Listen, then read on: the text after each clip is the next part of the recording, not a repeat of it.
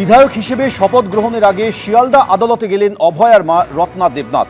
মেয়ের বিচারের আবেদন নিয়ে আদালতে অভয়ার মা। ৩ জনকে গ্রেফতারের দাবিতে আদালতে আবেদন করেছেন রত্না দেবনাথ।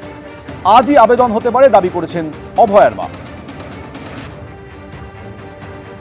আজই আবেদনের শুনানির সম্ভাবনা রয়েছে, এই দাবি করেছেন অভয়ার মা রত্না দেবনাথ। বিধানসভাতে আপনাদের আজকে শপথ গ্রহণ, তার আগে শিয়ালদা আদালত চত্বরে এসে পৌঁছলেন, কি কারণে?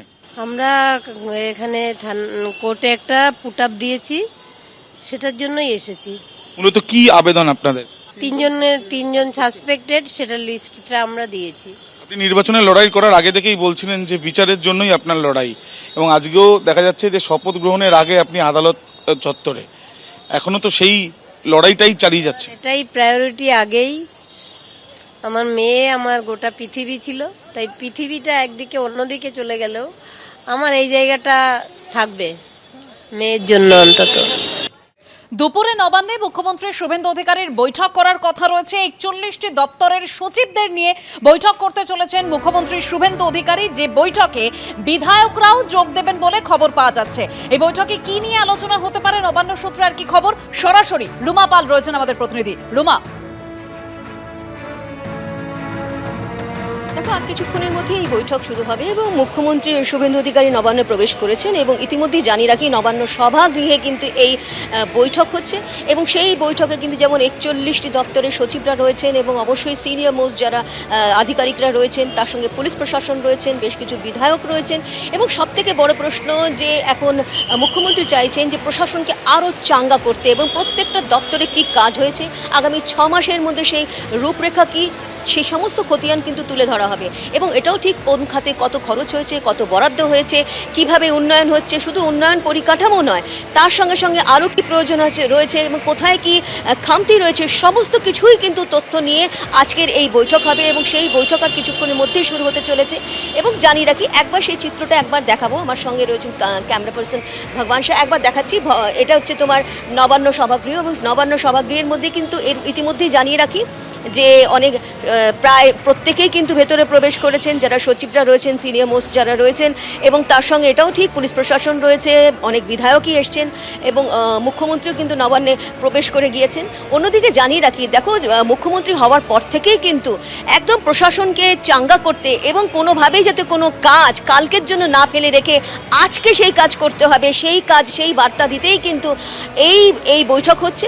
খুব স্বাভাবিক, এই বৈঠকের পর যেমন একাধিক জানিয়ে রাখি যে যখন থেকে তিনি দায়িত্ব গ্রহণ করেছেন তারপর থেকে কিন্তু যেভাবে বিভিন্ন দপ্তরের ক্ষেত্রে কিন্তু একের পর এক পদক্ষেপ নেওয়া হচ্ছে, সেক্ষেত্রে এই আজকে এতগুলো দপ্তরের সচিবদের সঙ্গে তিনি যখন কথা বলবেন এবং অবশ্যই তাদের যে সমস্যা এবং তার সঙ্গে সঙ্গে কত খরচ হয়েছে, কি হয়েছে, কতটা উন্নয়ন হয়েছে, সব কিছু জানার পরই কিন্তু পরবর্তী কি নির্দেশ দেন সেদিকেই দেখার। ধন্যবাদ রুমা। আজ বিধানসভায় শপথ নিলেন জয়ী প্রার্থীরা, একের পর এক জয়ী প্রার্থীরা তারা শপথ নেন। প্রথমেই মুখ্যমন্ত্রী শুভেন্দু অধিকারী, তিনি ভবানীপুর বিধানসভা কেন্দ্র থেকে আজ বিধায়ক হিসেবে শপথ গ্রহণ করেন।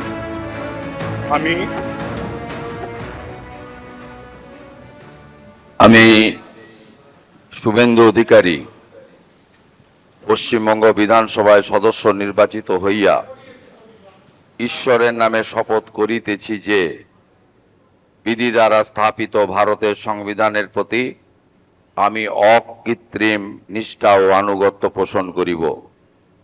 আমি ভারতের সার্বভৌমত্ব ও অখণ্ডতা রক্ষা করিব এবং যে কর্তব্যভার আমি গ্রহণ করিতে উদ্যত হইয়াছি তাহা নিষ্ঠাপূর্বক নির্বাহ করিব।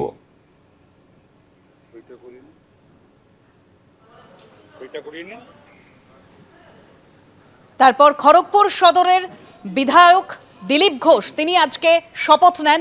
শুভেন্দু অধিকারীর পরেই তিনি আজকে বিধায়ক হিসেবে শপথ নেন বিধানসভায়। আমি শ্রী দিলীপ কুমার ঘোষ পশ্চিমবঙ্গ বিধানসভায় সদস্য নির্বাচিত হইয়া ঈশ্বরের নামে শপথ করিতেছি যে বিধি দ্বারা স্থাপিত ভারতের সংবিধানের প্রতি আমি অকৃত্রিম নিষ্ঠা ও আনুগত্য পোষণ করিব। আমি ভারতের সার্বভৌমত্ব ও অখণ্ডতা রক্ষা করিব এবং যে কর্তব্যভার আমি গ্রহণ করিতে উদ্যত হইয়াছি তাহা নিষ্ঠাপূর্বক নির্বাহ করিব। শুভেন্দু অধিকারী আজ শপথ নেন বিধায়ক হিসেবে। এর পাশাপাশি দিলীপ ঘোষ, অগ্নিমিত্রা পাল, নিশীথ প্রামাণিক, অশোক কীর্তনিয়া, ক্ষুদিরাম টুডু তারা প্রত্যেকেই আজ শপথ নেন। প্রথমার্ধের শপথ গ্রহণ প্রক্রিয়া ইতিমধ্যেই শেষ হয়েছে। দ্বিতীয়ার্ধে আজ উত্তর 24 পরগনা, দক্ষিণ 24 পরগনা এবং নদিয়া জেলার যারা জয়ী প্রার্থীরা তারা শপথ নেবেন।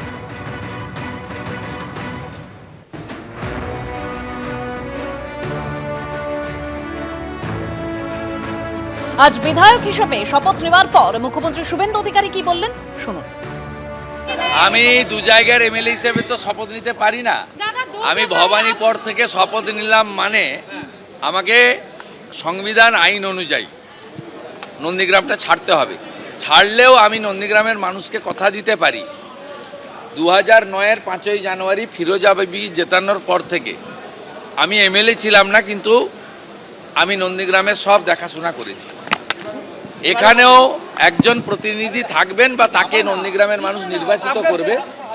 নন্দীগ্রামে বিধায়কের পরিষেবা থেকে শুরু করে আমি নির্বাচন চলাকালীন যে সমস্ত উন্নয়নের প্রতিশ্রুতি দিয়েছিলাম, আমি অন্য এলাকার উন্নয়নের সাথে সাথে নন্দীগ্রামে দেওয়া আমার কথাও আমি কার্যকর করব এবং নন্দীগ্রামের মানুষ তাদের আমি আগামী 5 বছর বুঝতে দেব না যে তাদের বিধায়ক শুভেন্দু অধিকারী নয়। এবিপি আনন্দ এগিয়ে থাকে, এগিয়ে রাখে।